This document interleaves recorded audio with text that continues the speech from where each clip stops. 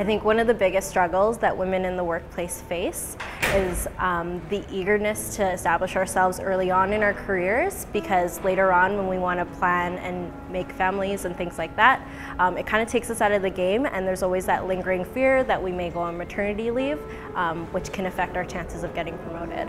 So I took this restaurant over about 15 years ago from my father, and at times I still treated like a child or a kid more. And I wonder if that would be different if I was a man. I got to have the experience of job shadowing a pediatric surgeon recently who's a female, and I noticed the huge amount of respect that all of her coworkers had for her, which was a positive. One of my concerns with the medical profession is if I choose to pursue a specialty, taking mat leave and that being associated with a stigma to it. I've had people tell me that I was probably an equity hire, and I feel like that's them being afraid and trying to appeal to my own fear of not belonging.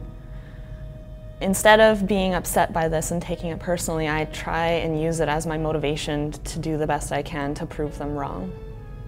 So you're a young woman applying for a job in today's marketplace, and you've heard all about the wage gap. And it's true, it does exist because it's an insidious kind of a cultural thing that's happened over the years. But what can you do to get over that barrier?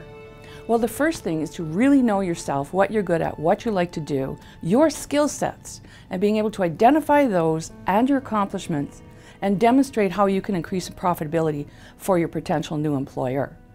But even more important is that many young women look at a job and you say, oh, I only know 20% or 25% of that, and you don't apply. You know what men will do? They'll say, I know 25%, but I'm smart and I can learn the rest. Why don't women do that? I don't know why, frankly, but we need to do that. Have the confidence to recognize you're smart, you can learn. And then thirdly, you need to be able to negotiate. Perhaps before you didn't have permission, that's what we need to do. Set your salary range in your mind and ask for it.